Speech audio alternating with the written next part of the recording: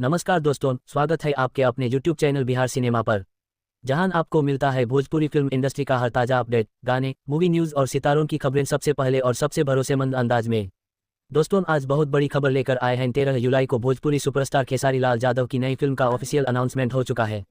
जी हाँ, इस फिल्म का नाम है श्री 420 और सबसे दिलचस्प बात यह है कि इसे प्रोड्यूस कर रहा है SRK म्यूजिक। आप सभी जानते हैं, SRK म्यूजिक हमेशा कुछ अलग और हटके कॉन्सेप्ट पर फिल्में बनाता है। उन्होंने ऐलान किया है कि श्री 420 एक ठग के ऊपर आधारित कहानी होगी, जानी एक ठगी, धोखा और दिमागी खेलों से भरी हुई फिल्म। ऐसा लग रहा है कि इस बार भोजपुरी सिनेमा में हमें एक ठग स्टाइल मूवी देखने को मिलेगी।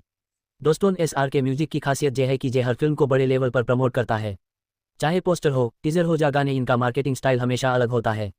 पिछली फिल्मों रंग दे बसंती में भी इन्होंने यूनिक कॉन्सेप्ट पर काम किया है और भोजपुरी ऑडियंस को कुछ नया दिया है। तो श्री 420 से भी उम्मीदें बहुत ज़्यादा हैं। अब बात करते हैं इस फिल्म के पहले टीजर की, जो SRK म्यूजिक ने रिलीज किया। फिल्म में हमें खेसारी लाल यादव एक अलग ही अंदाज में दिखे।